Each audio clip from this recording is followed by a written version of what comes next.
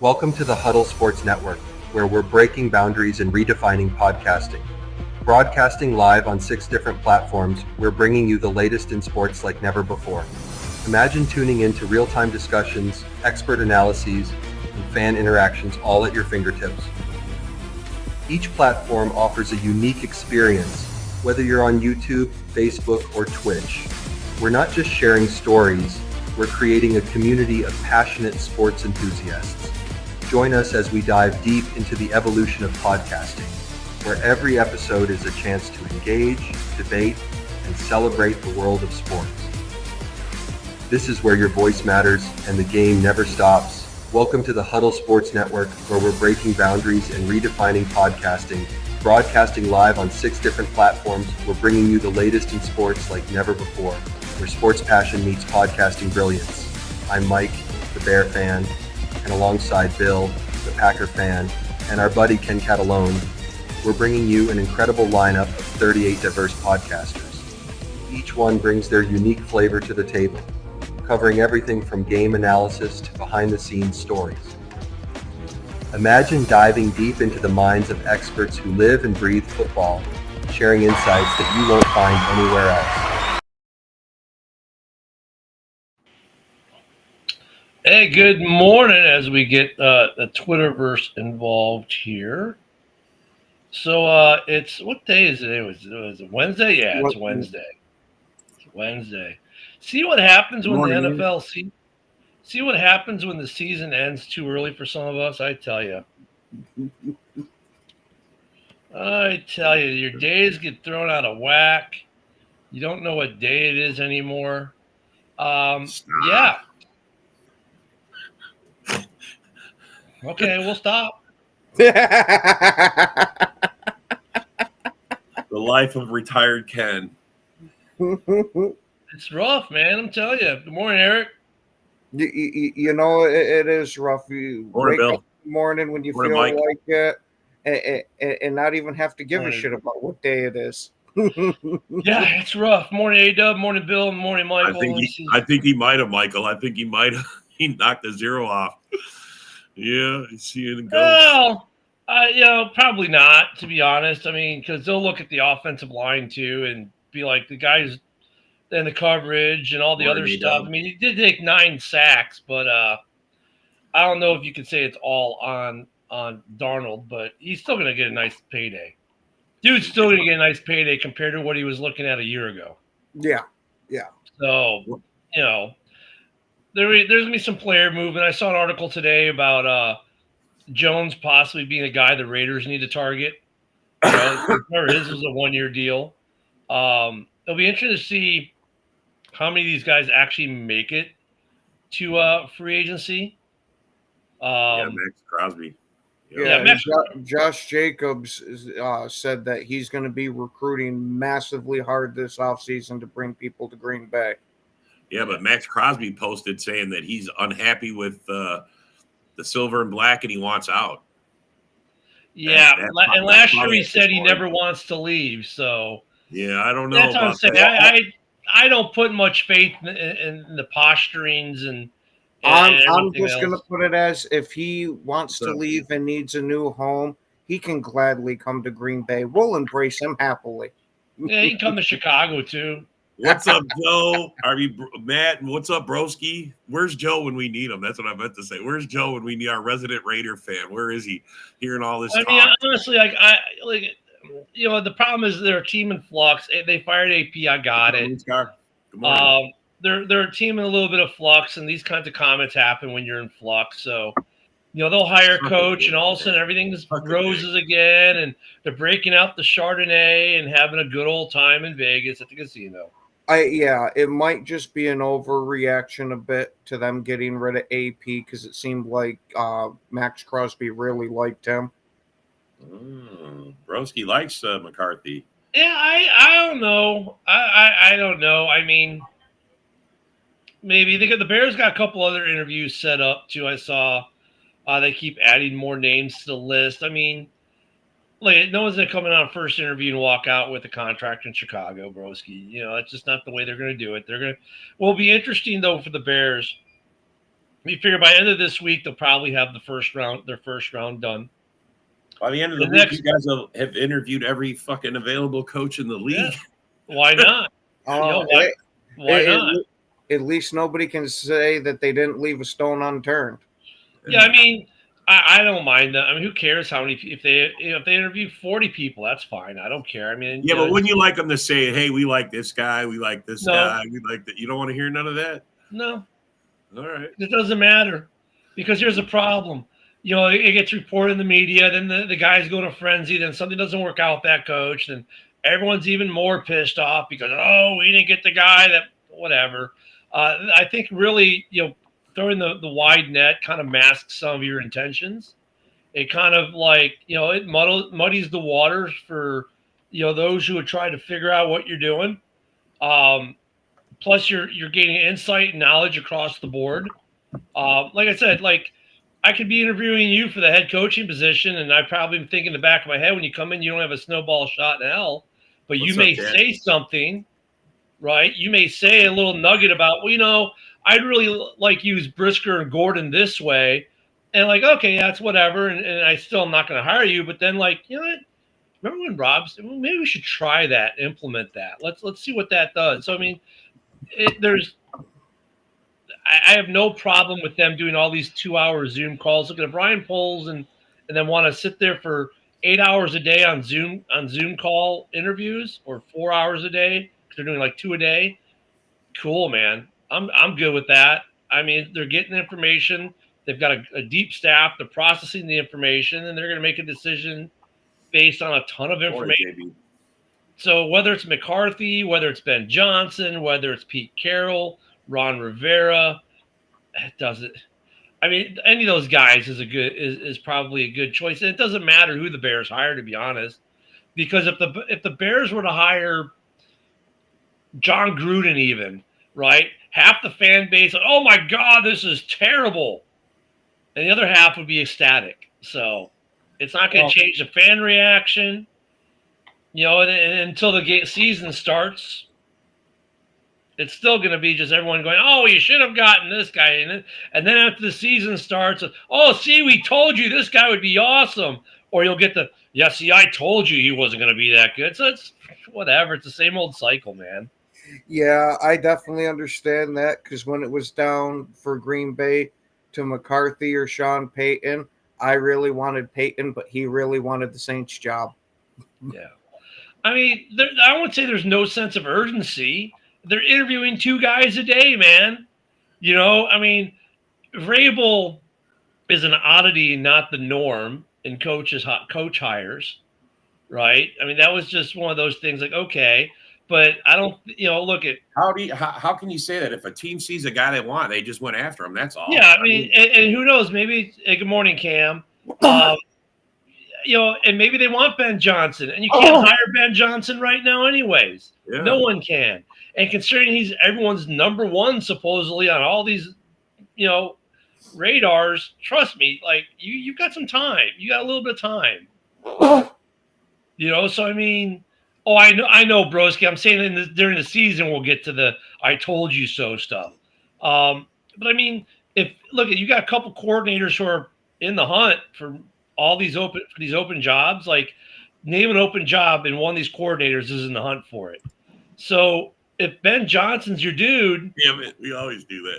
If Ben Johnson's your dude, and today it was Ben Johnson's going to the Jaguars. Saw that one again, So I mean, it's not that there's not a sense of urgency. You can't hire Ben Johnson, you can't hire Aaron Glenn right now. You can't hire some of these guys because they're still active. So, I mean, why not fill your time with interviews and get more information? And who knows, maybe you find something. Hey, thank you, Paul. Yeah, but multiple rounds, Broski, could be 2.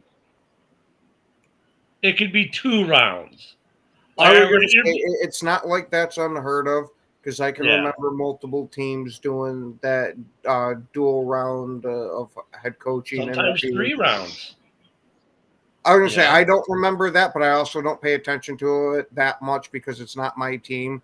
It's one of the ones of, oh, okay, they're doing something. Great. Let me know when something's actually official. But like if let's say if Ben Johnson's your number one guy on your radar, you can't touch the guy for a couple weeks, it looks like, right? So you could sit there twiddling your thumbs and let everyone on the planet know that you're waiting on Ben Johnson, or you can keep interviewing people and make it look like it's a hunt. Well, by not signing anybody, it says that you'd be waiting for Ben Johnson too. I mean, well, it says that he's one of the possible candidates. Mm-hmm. Yeah, he's a possibility, but he's not the chosen one. I mean, as we get closer to the Super Bowl, I'm only going to be 2 teams playing by then. So, yeah. Well, and if he happens to be on one of those teams, well, then we know what's up. But like, you've got a couple guys who are in consideration. You've got 2 coordinators from the Lions. You've got a coordinator from Buffalo. You've got a coordinator from Kansas City. You've got you got a coordinator from Baltimore. Tampa's out, so you don't have to worry about them anymore. No, but I mean, you've got Kingsbury. Yeah, you got Kingsbury still with the Commanders. So you got like 4 or 5, 6 OCs who are OCs, DCs who are candidates for these jobs, and they're still active. So, like I said, you could sit there and do nothing, or you can interview people and gain some information and knowledge, and who knows what shakes loose. I mean, yeah, I saw the Ben Johnson, the Jacksonville thing again today, Bill. But Joe's keeps seeing all the Ben Johnson to the Raiders, and I've seen the Ben Johnson to the Bears, and before you know it, Ben Johnson will be, going to NOLA again. I saw that one yesterday, Ben Johnson and NOLA. With Ben Johnson's pick a city, and you'll find 5 articles saying he's going there. Well, I more tend to believe that that Ben Johnson doesn't want to play against his former team in the division. So I don't know if he wants to do that or not. He doesn't care. They don't care. These guys don't care. They just want to get the job. Okay. If they get the job, they don't care it's their former team. Their job is to what? Beat their former team. At that point, they don't care anymore. Yeah. I mean, it's like a player. Oh, he's not going to sign with another team in the division. Maybe the Lions don't want another team in the division. Stay in the division. Maybe the Lions don't want him to stay in the division. Well, the Lions probably don't want to see him stay in the division more than anything. I mean, he's a good coach. Why would you want to face him twice a year if you didn't have to? And in fact, if you're the Lions, you probably want him to go to an AFC team, so you may never have to face him unless it's a Super Bowl. Right? I mean, that's everyone's always best case, right? You get rid of a guy, you don't want him in your division. You would much rather he goes to a different conference. You don't even have to see the guy again. You guys don't want to? Yeah, I heard Wink Martindale got an interview. You guys interviewing him too? Interviewing who? Wink Martindale from Michigan. I didn't see his name on there. I saw 2 new ones today. And I was like, okay. I wasn't like completely surprised. Let me see if I can find it real quick. Well, I was surprised to see him that someone wanted to talk to him because he used to be a former DC here in the NFL, but he had to go back to college. Arthur Smith, the Bears are going to meet with Arthur Smith, so are the Jets this week. That was the one that I saw. That was like, okay. So yeah, and then there's still going to be some movement, some changes. So, I mean, I don't know. Yeah, and then you got that, like, no, these guys aren't going to leave Detroit. One of these guys is going to leave. Yeah, Detroit. I can definitely. Well, let me rephrase this. I think the odds are a hell of a lot better that AG leaves. I'm thinking he's probably like a 90% chance that he's going to end up being either the head coach of New Orleans or the Jets. And then Ben Johnson, I'd honestly put it at 50-50. Yeah.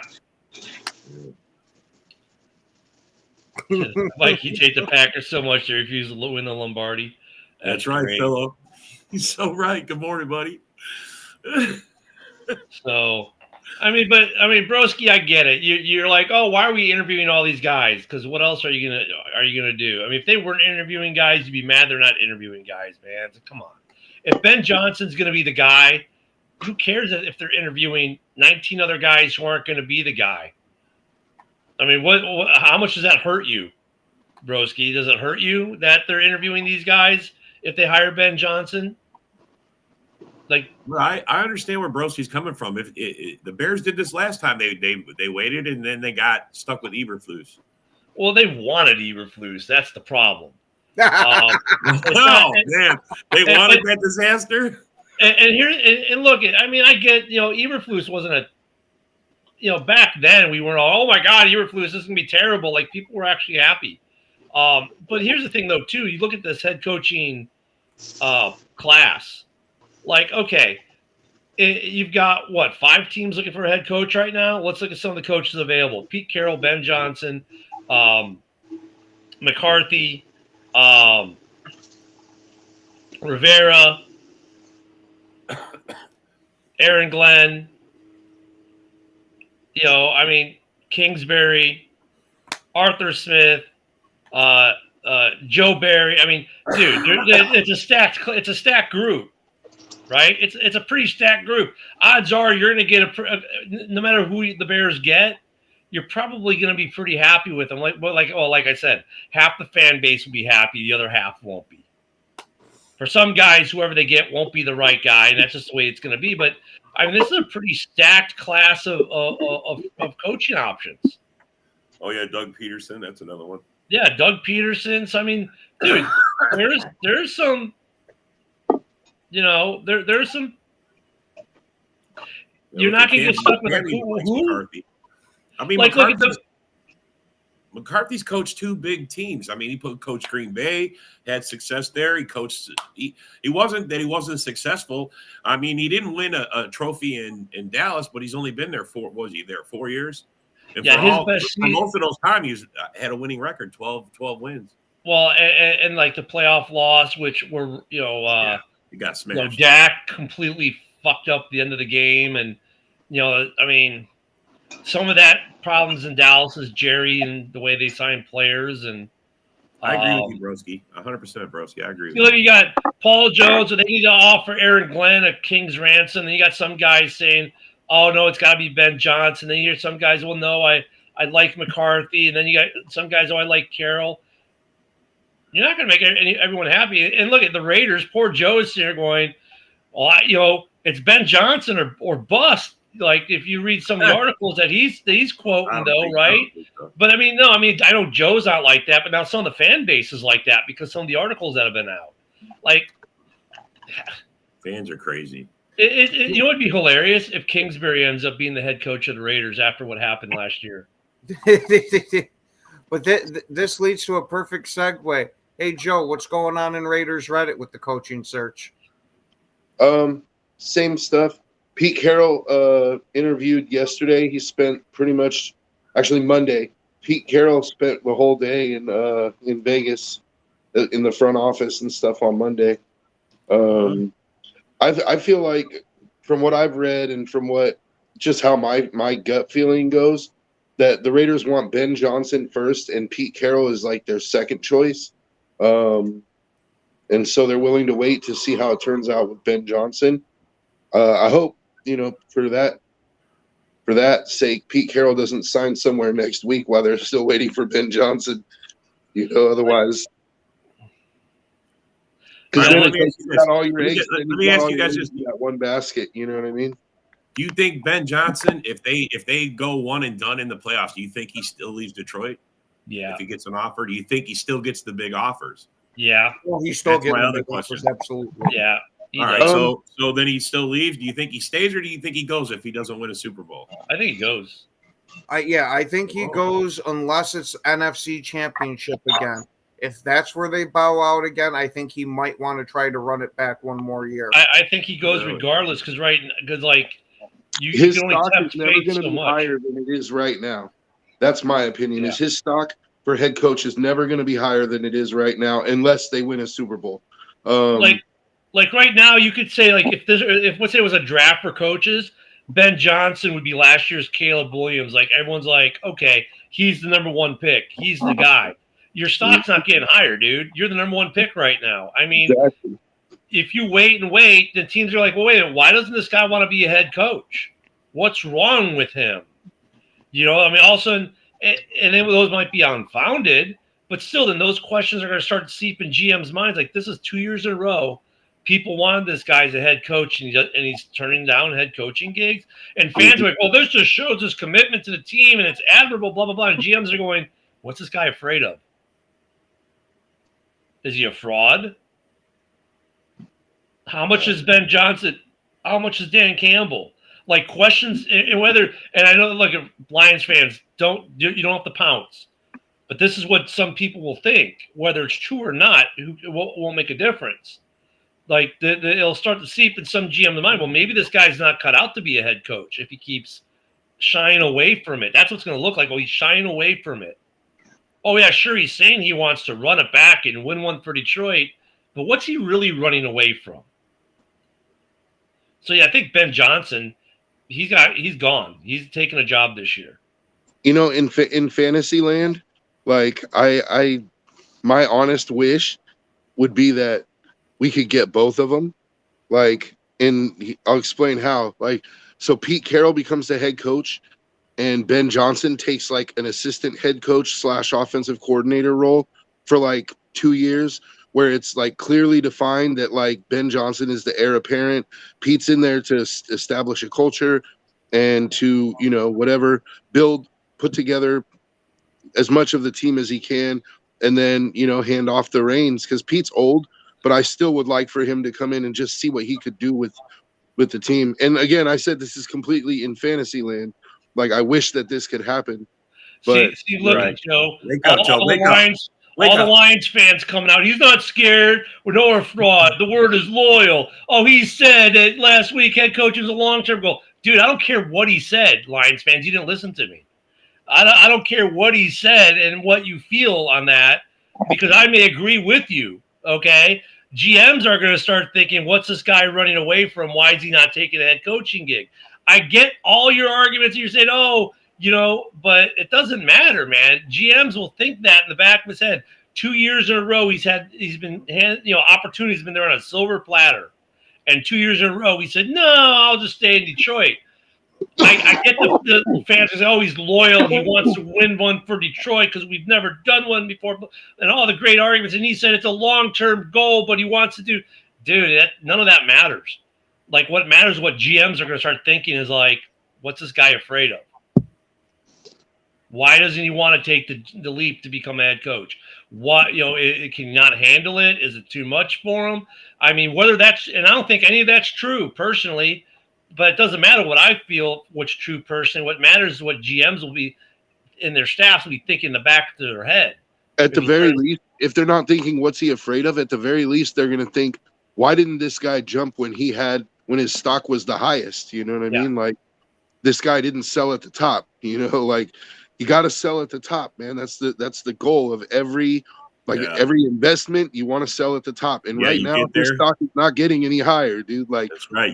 They go all the way and win the Super Bowl this year.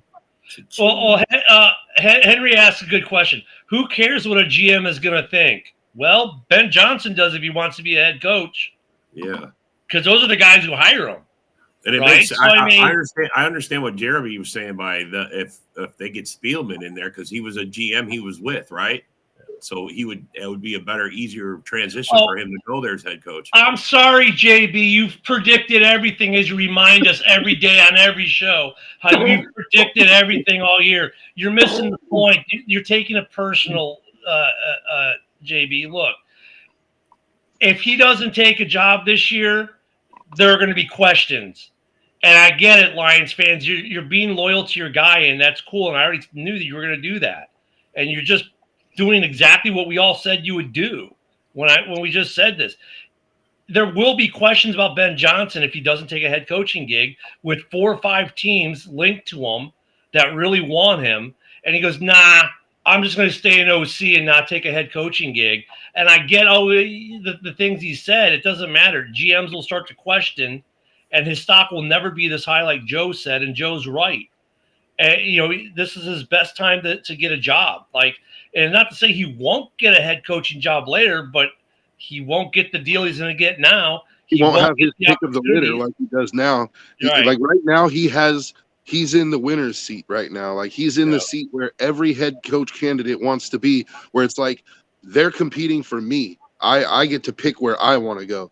There's no guarantee that next year he's going to have that. Like, so to me, it makes perfect sense that he leaves. How long is he under contract with Detroit? Because maybe can they say no? We don't want you to go. No, They not can't if stop it's an him. upward move. Yeah, they can't stop him from a head coaching job now. Like in Joe's situation, they could stop that because it'd be a lateral move.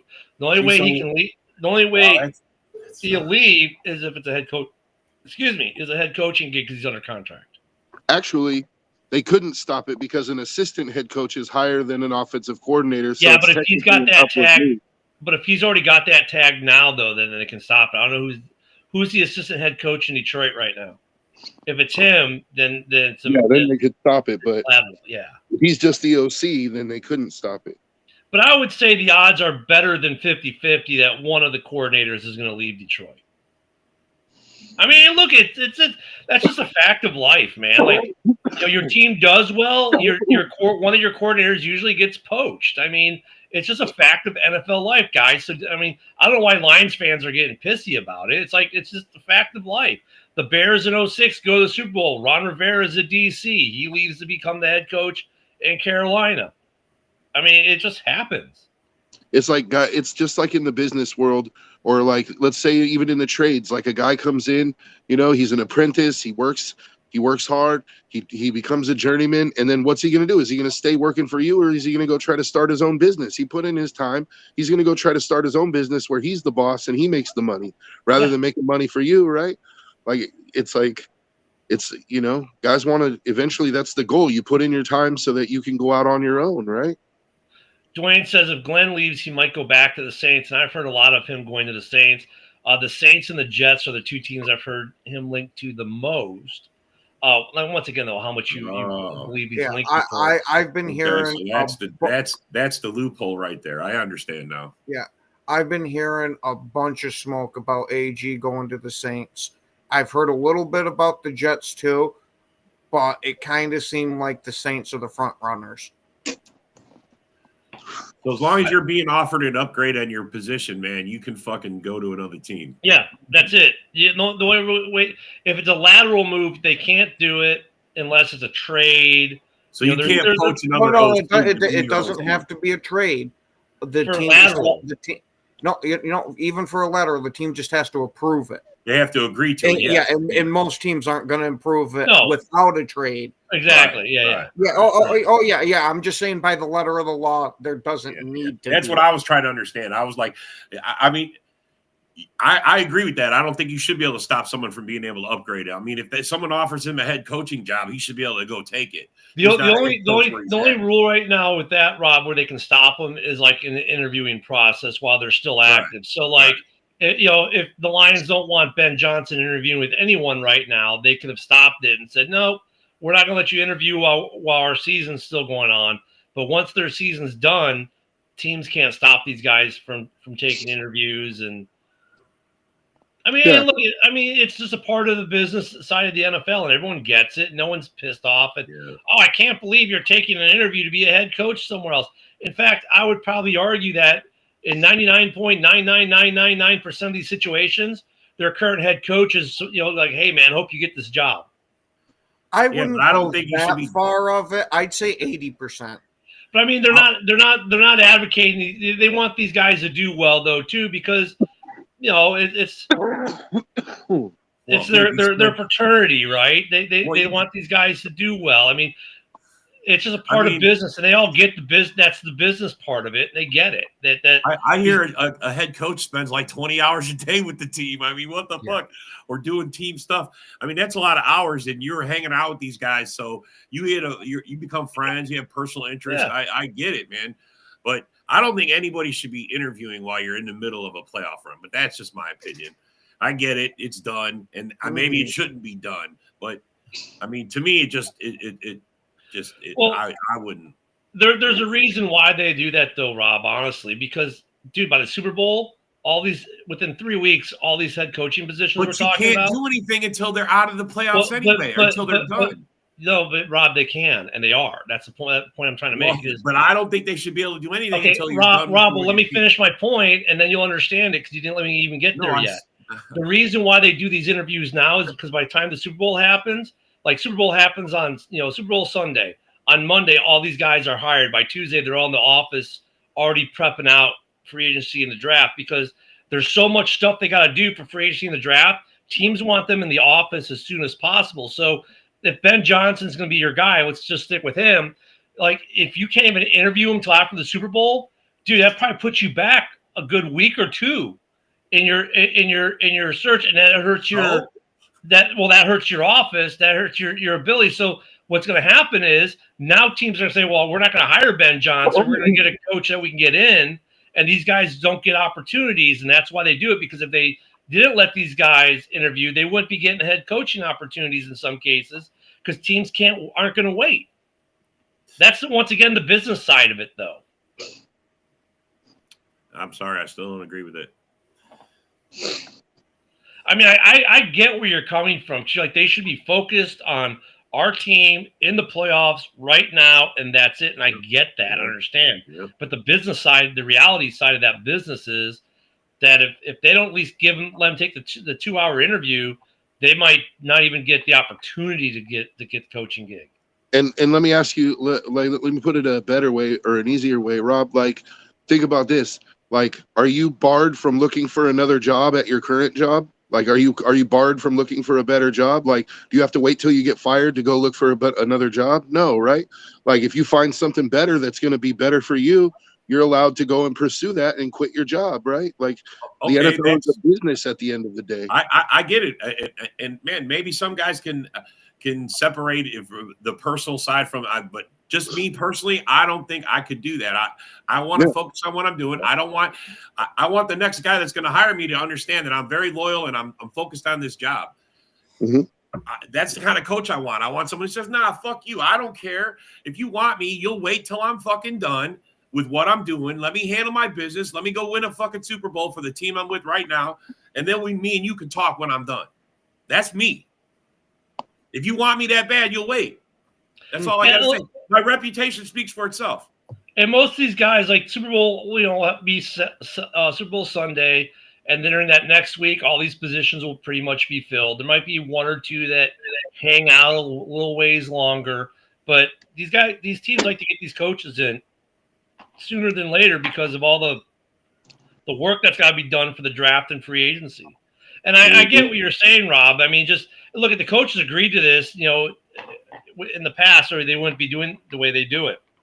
This is an agreed upon practice between the NFL, with the NFLPA and the NFL and the rule makers and all that. And I mean, what's a 2-hour conversation? It doesn't show that you're disloyal. I mean, it's part of. I mean, that's your side of it. I'm just saying my side of it is I want a guy who's completely focused on what he's doing. And that's my next head coach. If I'm going to hire a guy, that's the kind of guy I want. I want someone who's a fuck it. I'm doing a job. I'm paid to do this job right now. I'm not paying this guy to come interview. I'm paying him to win me a fucking championship. I don't want him interviewing anybody else. I just want you to do your fucking job. And then when we're done, if you want to go, God bless you. Thank you for what you did for us. You have my blessing and go do it. Just not while we're in the middle of a playoff run. To me, that's fucking crazy. I just don't. I mean, I get it. That's how it's done, but to me, it's not. Yeah, look, like Fred says, you give a 2-week notice. I mean, I agree with you. I agree with, bro. You wanted 2 weeks. On some level, Rob, I agree with your sentiment. I agree with that sentiment on some level, but then I agree too with your sentiment of loyalty. I'm just saying, in a business, you're free. Even as JB says, he says that there's a difference between a contractual job and a regular job. But if it's not in the contract that you're not allowed to look for another position, then you're allowed to do that.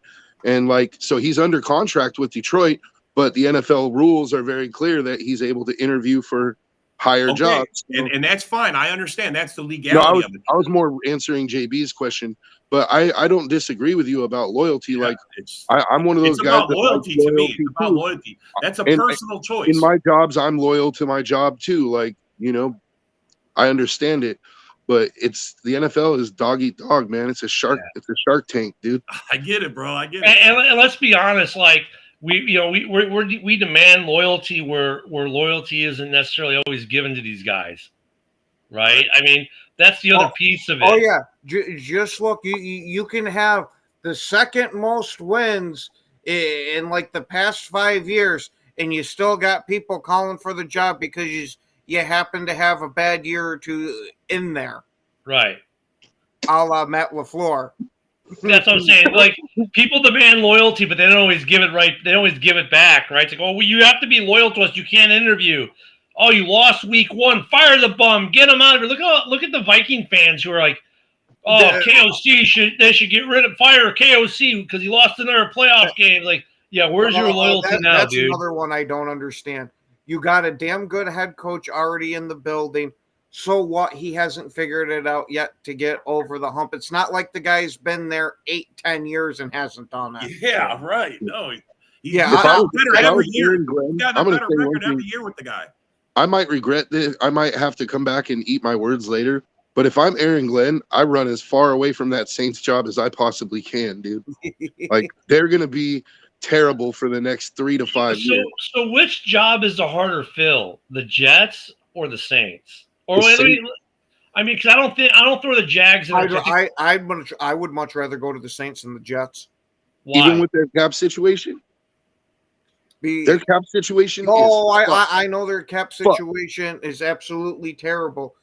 But to me, that gives you a little bit of a saving grace for a year or two that we know we're going to suck. You know what, though, Ken? I don't know if I agree with that argument because I used to make the exact same argument you're making right now, right? Like, okay, like your coach coming to a shitty situation like that, you probably know you're going to get at least 3 or 4 years because it is such a bad situation, and ownership and management know that they're going to have to strike it all down and rebuild. But these guys never make it past the third year. Well, by the third year, you got to have a decent product on the field. I'm not saying you got to be going out there and winning the Super Bowl. If they don't make the playoffs, they're gone usually, though. It is the trend. But, Ken, here's the problem with that. Their cap situation, I don't know if you really appreciate how bad their cap situation really is. Like, they've been kicking the can down the road since Drew Brees was their quarterback, dude. Like, yeah. They have so much dead money that and like over like bloated contracts. They're going to have to basically dump every good player they have for whatever they can get in draft capital. And they're still going to eat a shitload of dead money on that for the next 2 to 3 years. It's going to severely hamper their ability unless they have the only way out of this. The only possible way out is they have to literally hit on almost every draft pick for the next 2 years just to even field a somewhat competitive team. Yeah, and then just like JB brings up, that media there in New York is going to compound your stress by a whole shit ton. And that's what I was going to bring up with New York. Like, New York is high on the Saints relatively. And like that's what I'm saying. New York may be a worse situation because of the media piece, which I was going to bring up. But also, though, the difference is, so they've got some players, right? You've got some young pieces. They're not in cap hell. But it's the New York media. And then people are, why didn't you bring up the Jaguars? Well, the Jaguars are just like the Jets minus the media. You've got some pretty good pieces on that team, but it's Duval, man. It's Jacksonville. The media there is not the firestorm that New York is. So, like, if I look at where the teams are sitting, New York and Jacks aren't too dissimilar, except that in Jacks, you could argue they've got a quarterback. You could argue. I'm not saying they do, okay? But the Jets, you don't have a quarterback, right? So, I mean, all three of these situations are a little different, but the Jacksonville one, I didn't put in that original question because it's Jacksonville. It's a small market. You've got some pieces. It's not going to be the stressor that the New York media is, and you're not in cap hell like you are. You know, we're going to say with Jacksonville, if you happen to do good, they're going to absolutely love you there because they've had so few winning seasons. Where the Saints, Jacksonville is only a couple of players away from being a real contender. Right. And then where the Saints, it wasn't that long ago that they were a damn good team. So the fans are still going to be comparing you to that. Well, and you're going to have to get rid of guys like you're going to have to get rid of fan favorites, like Joe said. You know, Kamara's going to have to go. You know, at some point, the Swiss Army knife, he's going to have to go. He's a huge contract, by the way. Oh, yeah. I absolutely love the guy. And I think it's awesome, you know, that they're letting him go out there and pretty much do whatever. But he's getting paid way too much for what he brings to the table. Yeah, I mean, Hill's a great weapon for him, but I think coming into the season, he was the highest or the second highest contract on their roster. And then defensively, they're still good defensively, but they're aging out, and they're big contracts that still have years on them. So, like Joe said, like maybe you can get rid of some guys via trade and get something back, but you might be in dead cap, like a huge dead cap for the next 2 years. Mm-hmm. So whoever takes that job, you're getting no free agents. You don't have money to re-sign your own players. They're going to leave in free agency. Like that's the problem, is that like you're going to lose most of your good players, and Olave is going to be coming up for an extension here soon. You're not going to have the money to re-sign him unless you. I mean, I don't know how. Well, no, for Olave they will, because the way they'll be able to structure it outside of cap, out of dead cap. Olave's fine. The way wasn't he a first round pick? Yep. Yeah. He's got a fifth. They probably got a 5th-year option on him too. Yeah, they're going to be fine with Olave. They'll be fine with Olave. Yeah, but to me, that's why you burn the roster down, get rid of pretty much anybody who has a even slightly inflated contract. You're going to suck. Field an XFL team for a year or two, and just start stacking draft picks and free agency cash for once you can. Then you can turn this sumbitch around relatively. See, that's what I'm saying. Like whoever the head coach is that comes in, his first act of business has to be a fire sale in the offseason. It has to be immediate fire sale. Get whatever you can for whoever you can, and just start tearing down the roster, and then hope that you hit on your draft picks to at least make you field a somewhat, not even competitive, but competent team. Because if you look at players and you look at the way teams have been built, look at how Detroit, Chicago, some of these other teams that have got a DC, that's what they did, right? They stripped down, they sucked for a year or two. Like Chicago's problem hasn't been the player personnel, it's been the coaching. Detroit, though, look at what they've done the last 2 years. Look at where DC is now. Carolina, their issue when they did it was their GM. I mean, so you got to have pieces, right, to do it right. But then you could get the flip side and do what Green Bay's kind of done. But you missed out on that because you don't have you didn't get your franchise quarterback 2 or 3 years ago, let him sit and now groomed him and got him ready and put supporting cash around what, say, like Green Bay did. You missed that boat, right? So you're not going to do it that way. So the only way you're going to do it now is to basically blow it all up, suck for a year or two, like Ken says, put that XFL team out there, and then try to do a 2 to 3 year rebuild, and have the intestinal fortitude, if you've got the right coach, to stick with that coach and that GM and let him do the job, a la Theo Epstein with the Chicago Cubs when he took over. Like, it's a 3 to 5 year process to build a club back up. It doesn't take 2 years. Sometimes you can get lucky and you can do it in a year or two, but that's like you got lucky. You hit on the draft, you hit on your free agents, and you got some luck involved there, with guys who just performed a lot better than even you expected. It can be done, but Nola's going to have to. They can't. They've been trying to string it along to be competitive since Breeze left, and the problem is they're deteriorating more and more every year. That's my argument. And JB brought up, he says, we've been saying this about Nola for years. And you're right, JB. We have been saying this about Nola for years, that eventually it's going to come due. And they always find a way to restructure and lower the cap every time. But here's the thing. What's happened since Breeze left and now? What's happened in that time?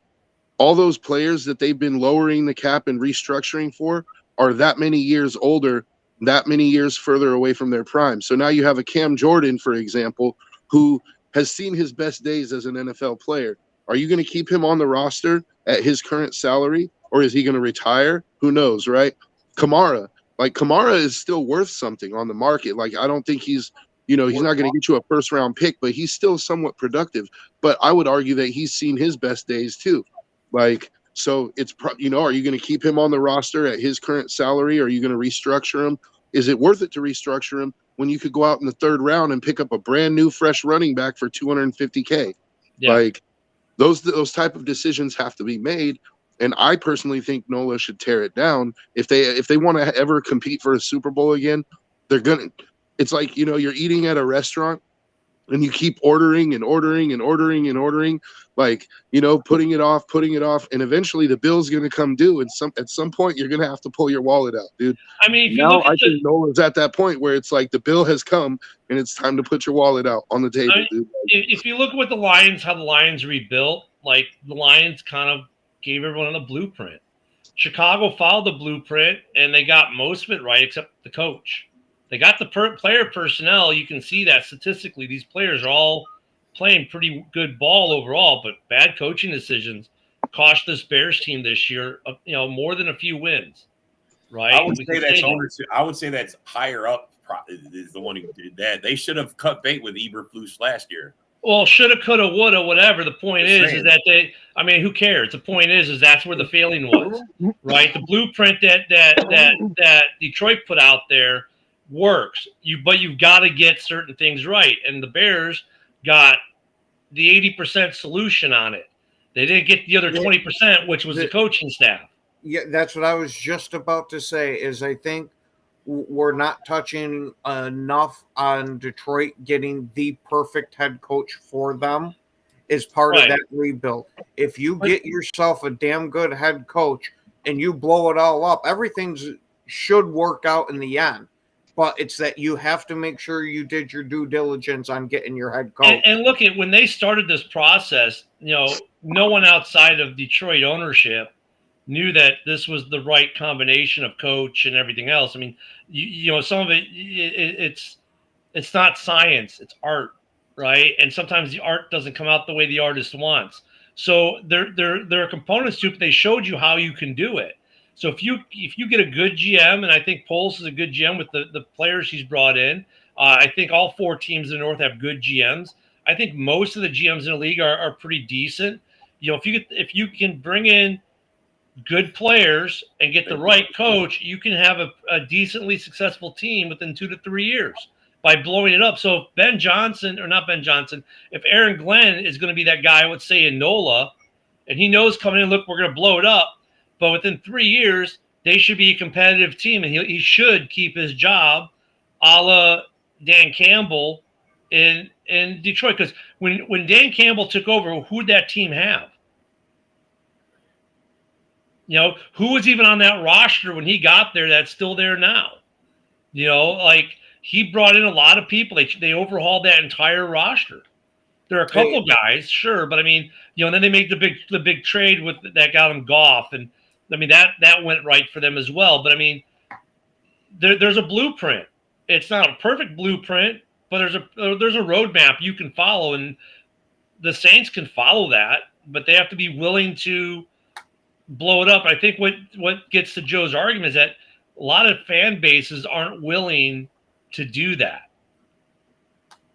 Yeah, they can't accept sucking for 2 years to be good for 5, like verse 10, but they're going to have to, because Nola really, I mean, I guess Nola has a choice, because JB he's right that they always find a way to get under the cap, but look where that's gotten you. Like you might be able to cut, let's say, Taysom Hill, Cam Jordan, like you can cut a couple of your Kamara, you can cut a couple of your $20 million, $15 million contracts, because right now they're $60 million over.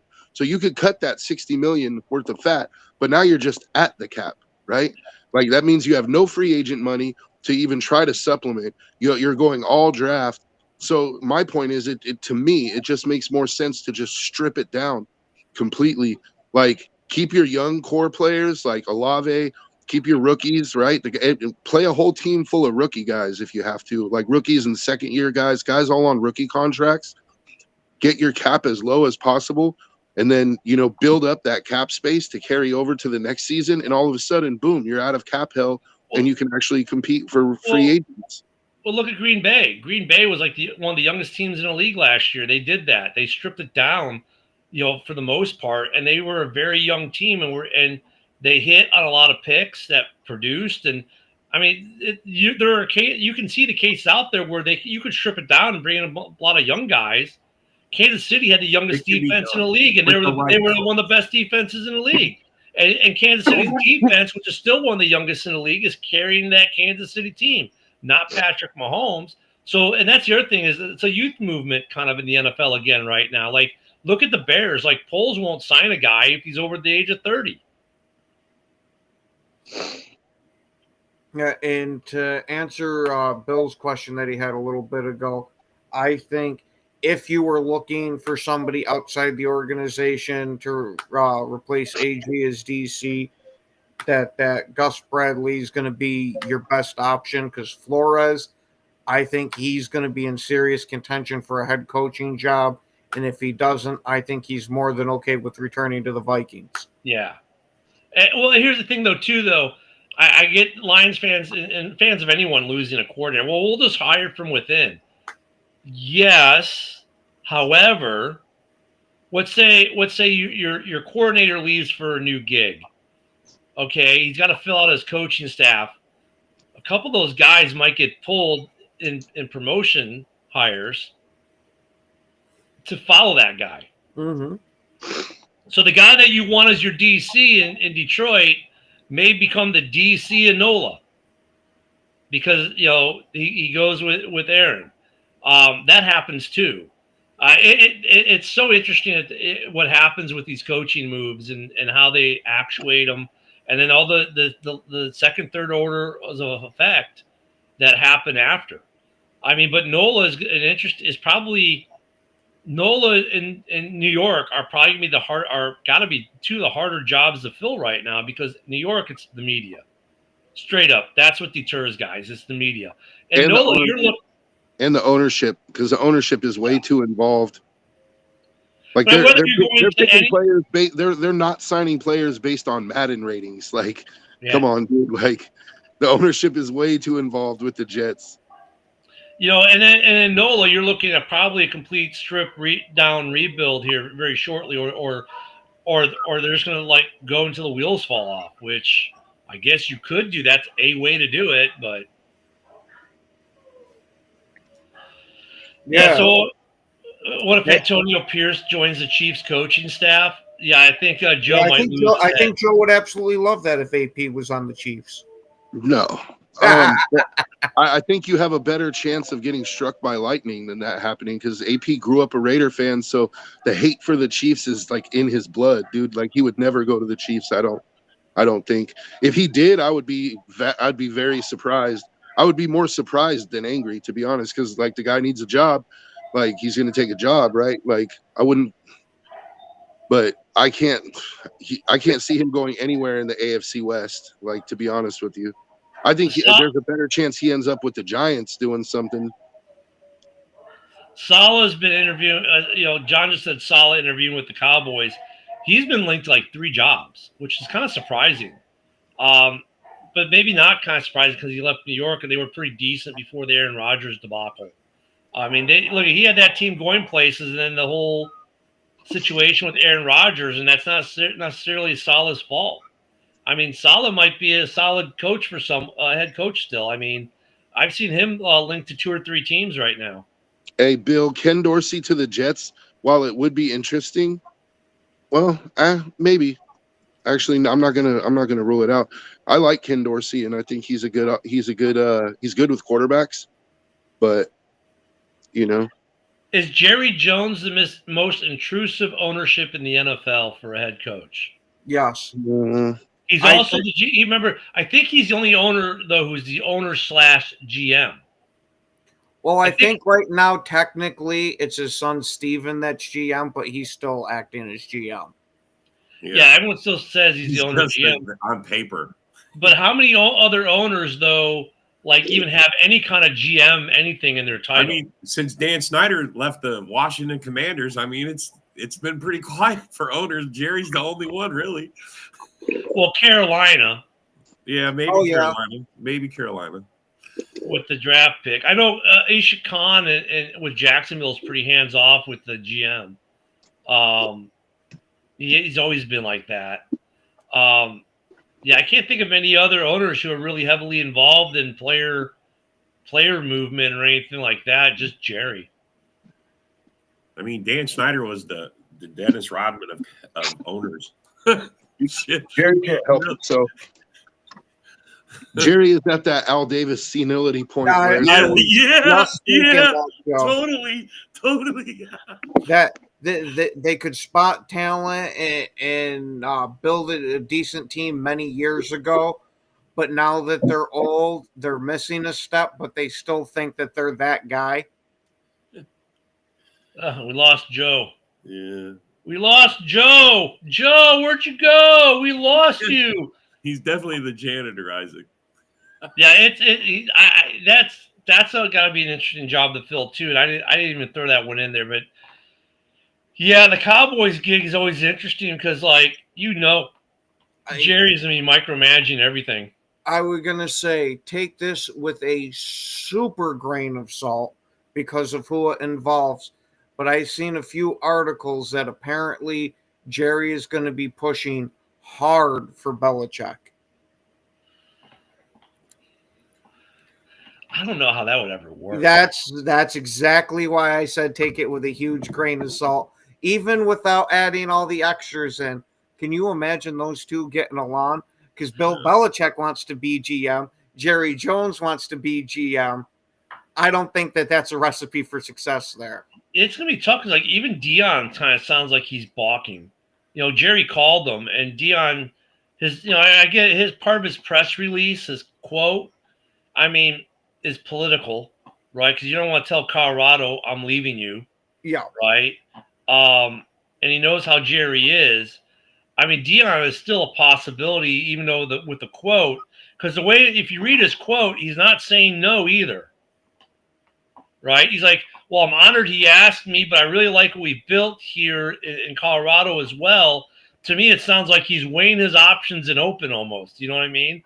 It's like, it's not like I'm staying with Colorado, but it's also I'm not going to Dallas. That's because Colorado is the backup plan, where if he doesn't get a head coaching offer in the NFL that he really likes, he'll just say, okay, I'm staying with Colorado. That's what I was going to do all along anyway. I'll tell you what, though, I was just being nice to the NFL guys because, of all the relationships that we have and all that horse shit. If I'm Dion, though, this is the same thing as Ben Johnson. Like, your iron's hot right now. You're being offered the head coaching job in Dallas. Dude, your kids are both graduating. Yeah, you're going to coaching against them in the NFL. But you know what? Look at the problem on the Sanders boys and on Dion as a coach is the only time you've seen the three is together. I was just thinking that would make for one interesting Christmas dinner if Dion's got a coach against his sons and he knows all of their strengths and weaknesses perfectly because he's been coaching them their whole life.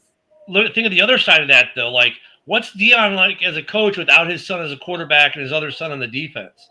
Mm-hmm. Like, he might not be that good of a coach. So right now, getting out of Colorado, getting that big payday in Dallas might be the best move. Because look at Dallas, you go there, that's buku dollars for you, and not just coaching money, but endorsement deals and everything else. That's more. I mean, not that Dion needs more, but he'll get more.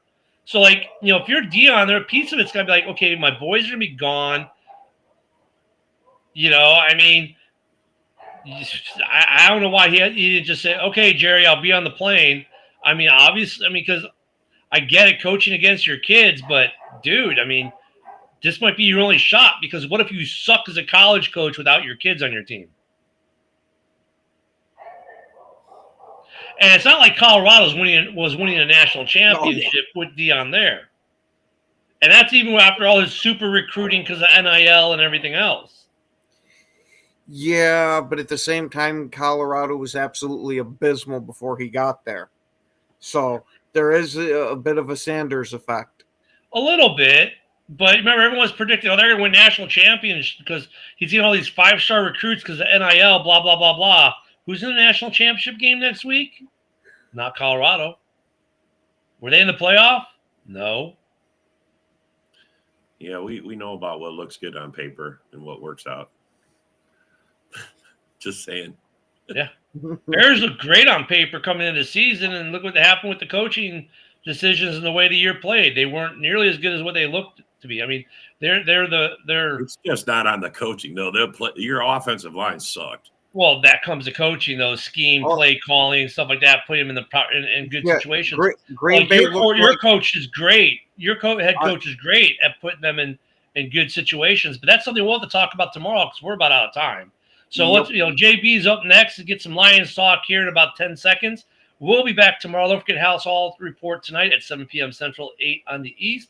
We'll see you back here tomorrow. Everyone have a great day and keep it pinned to that news wire because who knows what will happen today.